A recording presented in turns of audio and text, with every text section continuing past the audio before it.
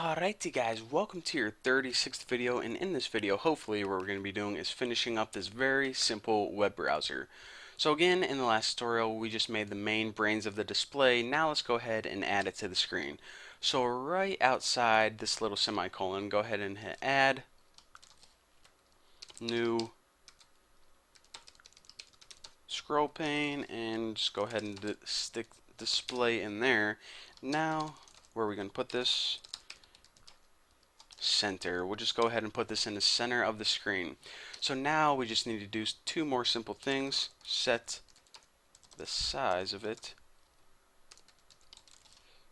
And the size of this, what can show up nicely in this video on YouTube. 500 by 300 probably look pretty good. And set visible equal to true, because we don't want to make a program and make it invisible, because that would be a complete waste of time. So now our GUI and actually our constructor itself is completely taken care of. Pretty cool, huh? So the only other thing we have to do is fix this error, which pretty much says, okay, you keep calling this loadCrap method, and I don't have any built-in method called loadCrap. Only you would make something like that, Bucky. So go ahead and make that method right now. So again, like I've been saying for the last, I don't know how many, 2 tutorials, loadCrap is basically the method that reads an HTML file or whatever URL you're pointing to, and it displays it on the screen. So let me add a comment, loadCrap to display on the screen. Now we'll just go ahead and make this a private, because we're not going to be using it in any class. Void load crap, and you gotta say it long like that, crap. Okay, so this obviously gets passed in a string, and the string is, we'll just call user text, because that's the information that the user typed in, you know, unless they click on a hyperlink. But anyways, it gets passed in a string called user text, and the user text is basically the URL. Which website do you want to go to? So what we need to do now is we actually need to build a try catch statement. So let me go ahead and make the frame for that. Try catch, and for catch, exception E, and I'll just put this simple, system out print line. Not very formal here, but I'll just put something like crap. Now the reason that you put a try catch statement is we don't want our program to crash, obviously, whenever they type in, you know, a malformed URL. So if they type in a proper URL like http://google.com, then the program's going to run, and this code right here is going to execute. But if they type in something like, I don't know, htzz/goggles.com, that obviously isn't a valid URL, and this, you know, our program isn't going to crash. It's just going to say crap on our little display window on the bottom. So what do we want to try? Hopefully this is the code that gets executed. Well, the first thing we want to do is we want the web page that they go to display in the main window. So display set page, and hopefully this should, yep, set page. Now as you can see, if I roll over this documentation, it says, you guys can't see it, but I'll read the documentation to you guys. It says sets the current URL being displayed. So basically, the cool thing about Java is it already made this method, and this is probably the most powerful method that's built in Java for at least this tutorial. It takes whatever URL we pass it in as a string, and it displays it in the display window. So set page, we just need to pass in user text, copy this, paste it in. So say we, I don't know, type in thenewboston.com in the URL. Well, what this is going to do is it's going to read the file from thenewboston.com, and it's going to put it in the display window. So all of that confusing stuff that you guys thought we were probably going to have to program by hand, line by line, it's all taken care of in the set page method. Pretty freaking sweet.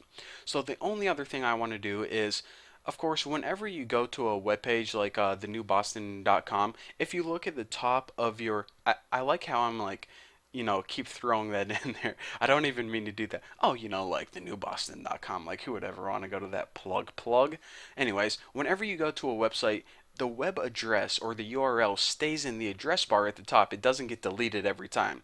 So in order to keep that, just go ahead and put address bar set text equal to a string, and that string is user text as well.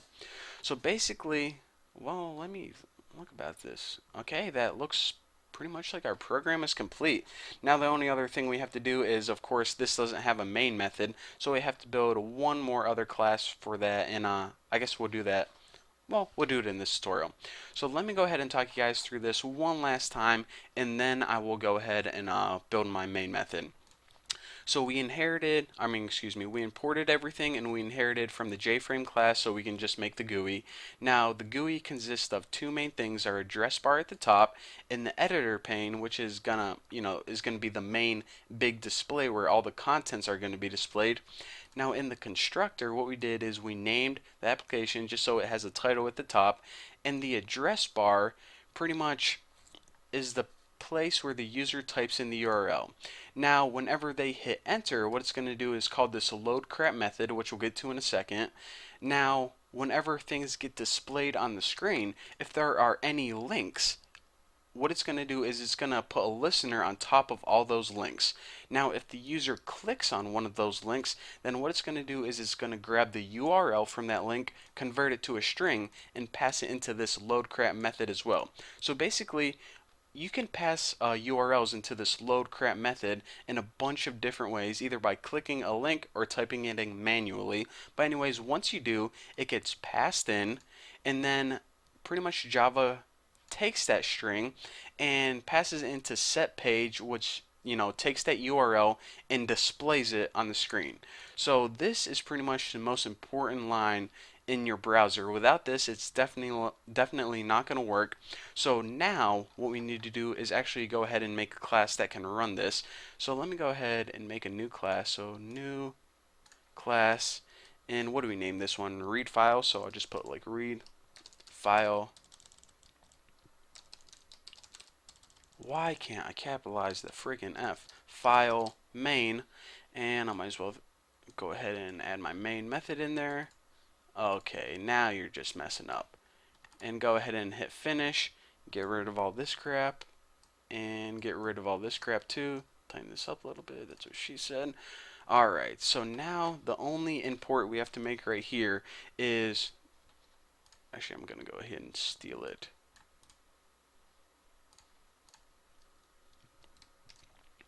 Swing JFrame, and this doesn't inherit anything.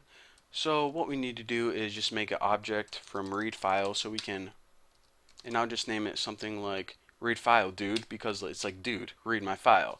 So read file dude equals new read file. So now we can use all the crap in the read file class. So dude, not did, dude, set default close operation to J. Okay, my freaking computer is going crazy. To J frame exit on close. Alright, so now this class is set up, and again, if you don't know what's going on right here, basically I just needed to access this class right here because it didn't have a main method in it. So what this class does is it accesses the main method. Now once I press this run button, we should be good to go. But you know what? Obviously, I am a douchebag, and I'm going to make you guys wait into the next video because I actually want to put this full screen and show you guys how awesome this browser is going to be. So anyways, thank you guys for watching. Don't forget to subscribe, and I'll see you guys in the next video where we're going to be testing out this bad boy.